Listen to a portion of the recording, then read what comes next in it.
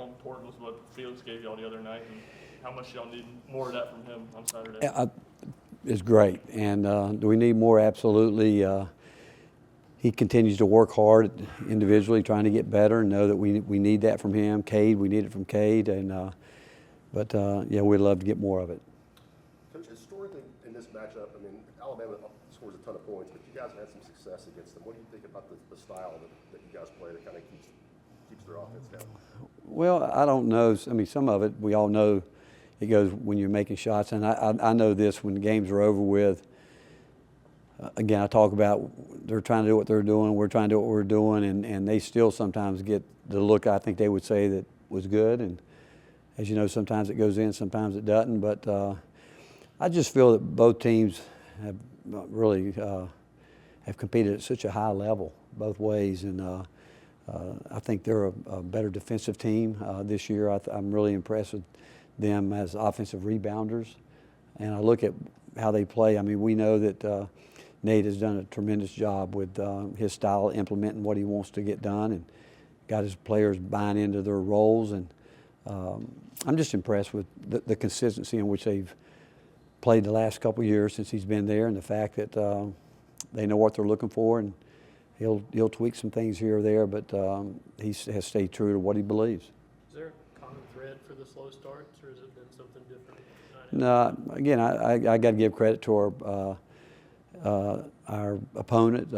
You know, they started switching the other night at LSU. We had prepared for them to be in drop coverage, which they've been in most of the time that what we had watched, and so they came out and started switching the ball screens and those type things, and it took us longer to adjust than you'd like. But again, I've got to give credit to our opponent. I mean, we've turned it over sometimes in ways that we can't, but again, you've got to give credit to our opponent, because I don't think we're trying to turn it over, but for whatever reason we have. Because someone who's been around the game for a while, is something with the different styles that teams have, is that something that's like a basketball lover, you enjoy that, or is that something that as a coach it's kind of difficult to prepare when teams are doing so many different things? Well, I don't know if teams are doing a lot of different things. I think there's a lot of people that are into the zoom action, a lot of ball screens, and driving the ball. I mean, there's only so many different things you can do. I mean, some people want to be a heavy ball screen team, a lot of teams with their zoom actions, but everybody you play, I mean, there's some things that you have seen probably for the most part, certainly by this time of the year. And everybody, and again, you can tell what coaches obviously are emphasizing more, but we're in a league where there's a lot of skilled players, a lot of teams that are doing a lot more movement away from the ball. Still a league that relies heavy on ball screens. Some teams will still throw it inside, but it's just from game to game. And whatever that team's got, you got to try to adjust to it, and hope that you can get your guys prepared to play against what that team's doing. What makes Mark Singers one of the best guards in this league? Well, again, he's had great success. He should be a confident player. You know, he again, you got to give a lot of credit to him and to Nate and his staff. I mean, they put him in a great position, and he knows that system, what they want from him. And but he's been in a lot of high-level games, and he pretty much.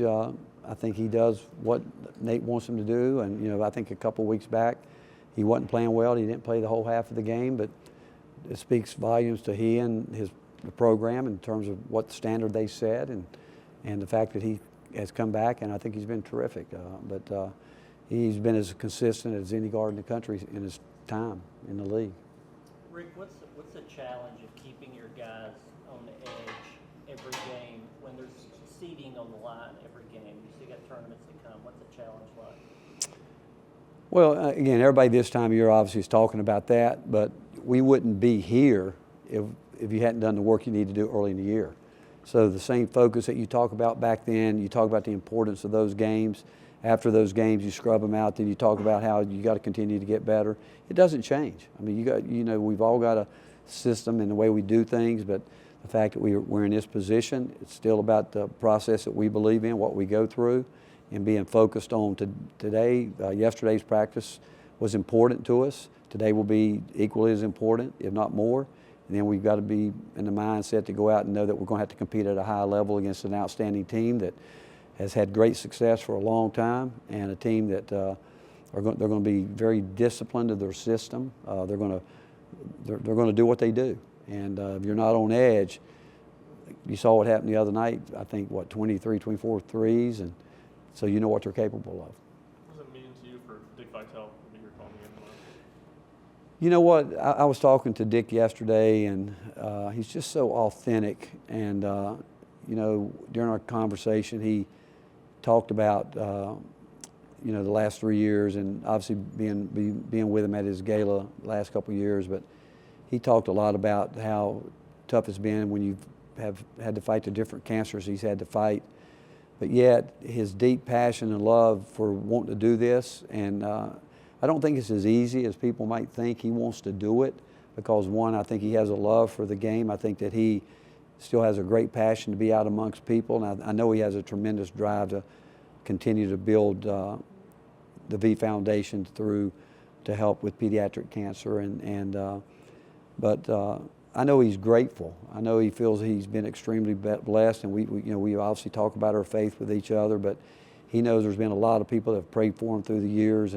But he got emotional yesterday on the phone, and just I love him to death, like everybody, because his passion, his transparency is real, and but he doesn't want to stop, which I admire that. Coach, Igor kind of slumping right now. What do you think? No, I think he's just got to, again, slow down, settle down, understand again exactly what we need him to do, and if he'll do that, he's going to be fine. And right now is as good a time as any to start getting consistent and doing what we know he's capable of. I mean, you go back when he was rebounding the ball at a high level, that's when he was playing his best basketball, and when he was really locked in defensively. And I think if he gets back to that mindset, again, offensively, you know, by now we all need to know our roles and what we need to do, and he does that, and it's just a matter of putting it all together. When you talked to Vitale during that phone call, how much of that conversation is the game and how much is personal, and do those two kind of mix together?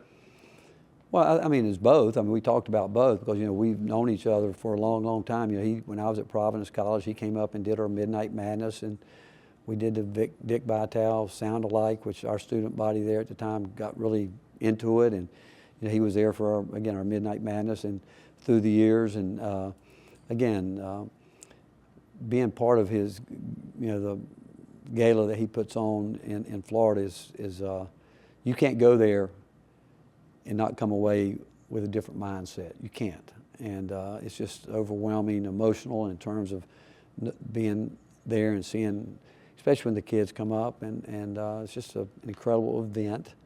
But he loves basketball. I mean, he would tell you that God has blessed us both with, you know, being a part of this game, and the fact that he's influenced so many campuses.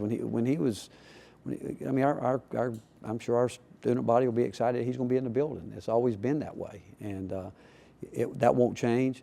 And the fact that he still is putting the effort into doing it, and like I said, I'm sure it's not. I know he still has to rest his voice. I know they've told him, you know, you can't do as much, get to the game, go to shoot-arounds and all that, because if he could, he wouldn't change. I was talking with Jimmy Dykes yesterday, and we're talking about how hard he worked to get he was a guy that always prepared for games.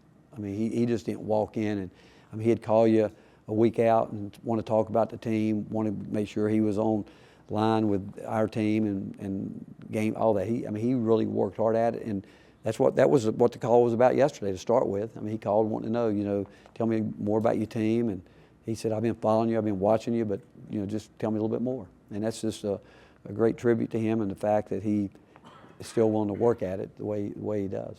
After the LSU game, you said you wanted Chaz to take even more shots after watching film. How much did he embrace your criticism of that? Well, he does. I mean, we've had a couple week. We've had some guys under the weather, and he's been one of them. But he needs to. You know, we need him to. He needs to, and so we'll see. Felix didn't play really early in his childhood. He started playing basketball late in his career. How impressive is him take, his college career to the next level when he didn't really start at an early age? You said Felix, right? Yeah.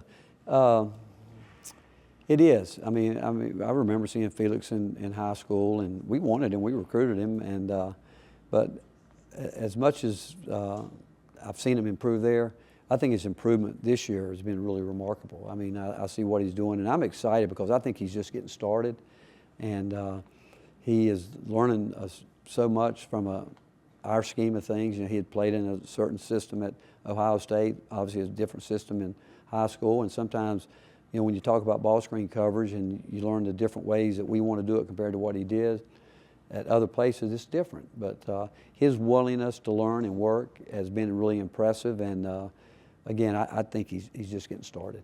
Thanks, Coach. Okay. Thank you. Okay. You should hear our